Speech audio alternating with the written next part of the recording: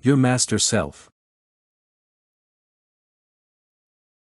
The active agent of all of your conscious experience is, of course, yourself.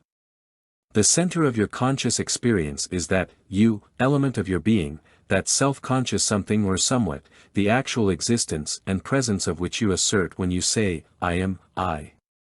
This, I am, I, yourself, is the one fact of your existence of which you are always absolutely certain and concerning which you can never compel yourself to entertain any doubt.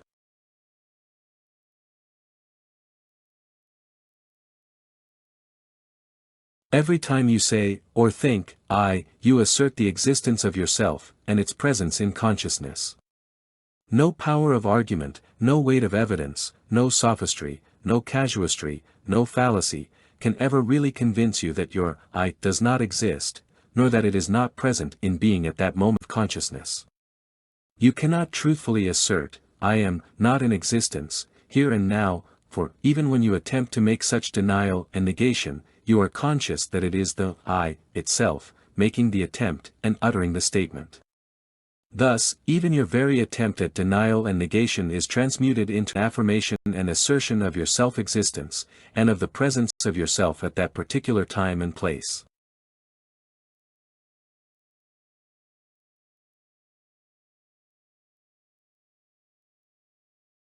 This conscious certainty of the existence and presence of the I is the axiomatic basis of all philosophy. It is the one indisputable, incontrovertible, irrefragable fact of your thought and consciousness, the one fact that cannot be gainsaid, denied, refuted, or overthrown. It is the one point concerning which you can feel absolutely sure and certain. Even the most acute metaphysical or philosophical argument will fail to shake your belief in your own existence and your presence in being.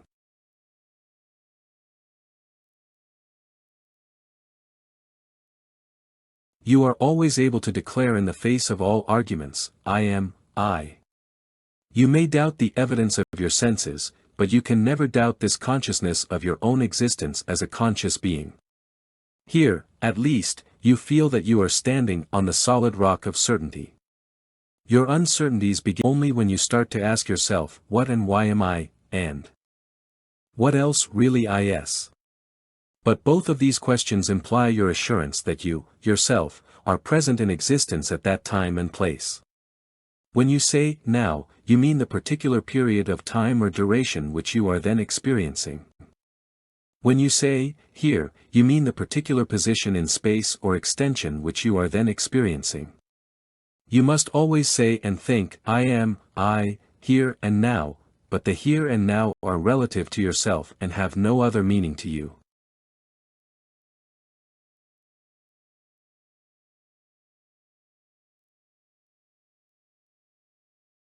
If you think that we are here, making much ado about nothing, and that we are telling you something which everyone knows without being told, we will answer you by saying that upon this very point philosophers and metaphysicians have earnestly disputed from the beginning of human thought, because they realized that this one point if absolutely established, furnished man with his one solid rock of reasoning, his one certain point from which he might chart and diagram his world of experience.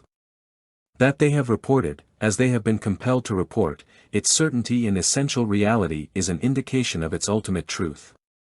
For they have made every attempt to undermine it, they saw the folly of merely taking it for granted. They knew that too many things which men took for granted are illusions or delusions, the flatness of the earth, or the stationary position of the earth, for instance.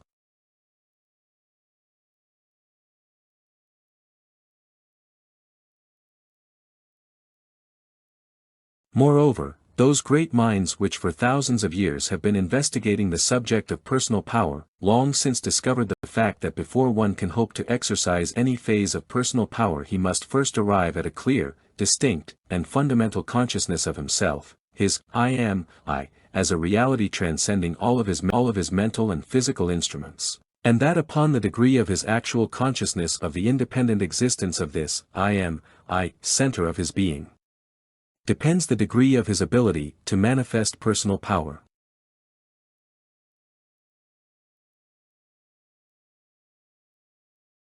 So, you see, we are not wasting your and our time in telling you something not needing telling.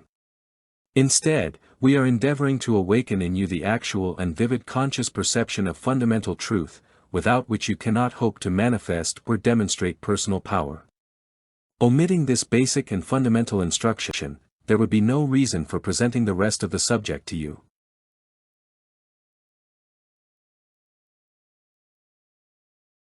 This ego, self, I, or I am, I, which stands at the center of your conscious experience, and which is the real seer, doer, feeler, thinker, willer, and actor in your life journey, is the master self, the king on the throne of your personal being. To omit reference to it he like omitting the character of Hamlet from the play of that name. Before you can hope to manifest and demonstrate personal power, you must become consciously aware of that something or somewhat which employs and manifests that power.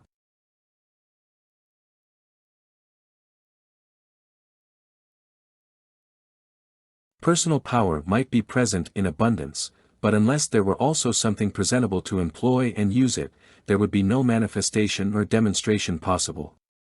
You are that something. You must become consciously aware of your essential and fundamental self before you will be able to employ the instruments at your hand. You must recognize your sovereignty before you may mount your throne and rule your kingdom.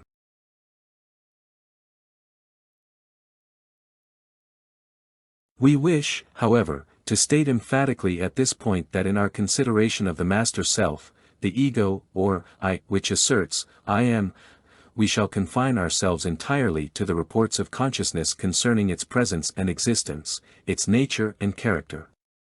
We shall point out to you just how you may discover its presence at the center of your being, and how you may awaken its latent powers and possibilities so that they may be applied effectively as personal power.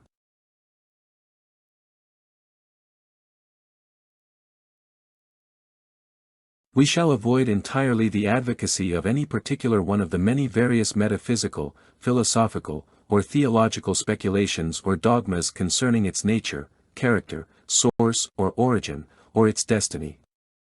We prefer to leave these subjects in the hands of those who specialize upon them.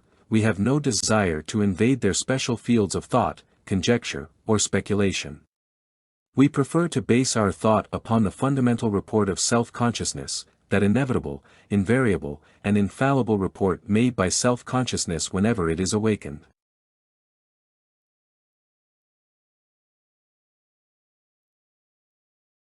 For the purpose of our consideration of the master self in this material, and that of the instruction to be based upon this, it is sufficient to assert merely 1. That there exists in you a master self, ego, I, or I am, I, entity, to which all your personal faculties, powers, and activities subordinate.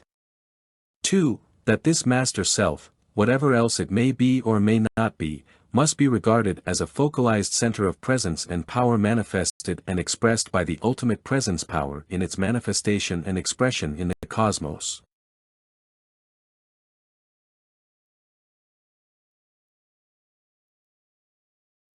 These two general postulates are supported by all human thought on the subject, and in one form or the other is accepted by all phases of philosophical, metaphysical, or theological thought, though variously interpreted and explained.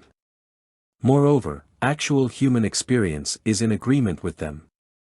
We present the general argument to you as we proceed, showing you how firmly based and grounded they are in human thought and experience. But, even so, you are not asked to accept them as truth until your own reason and experience so report them to you.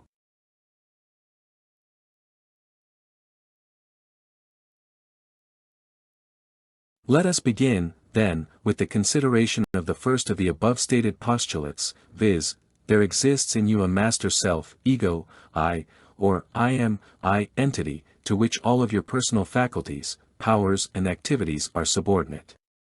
The argument and proof of this proposition are to be drawn on entirely from your own conscious experience and not from any philosophical, metaphysical, or theological theories or dogmas whatsoever. Self-analysis will furnish you with the proof. That proof once so obtained will be far more satisfying than the mere, say so, or thus saith, of others.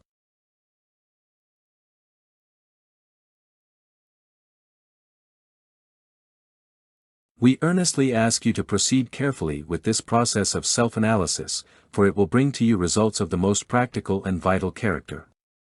Do not pass over this part of the instruction as being merely theoretical or speculative, for it is far from being so.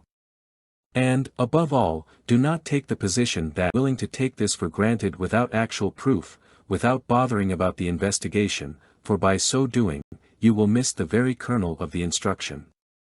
For, know you, that the process of self-analysis will not only prove the thing to your satisfaction, it also will awaken within you the power of the I am, I, or master self, in a way impossible by any other means. You must not only recognize this, I am, I, intellectually, but must also realize it in feeling before you can manifest and demonstrate it in action.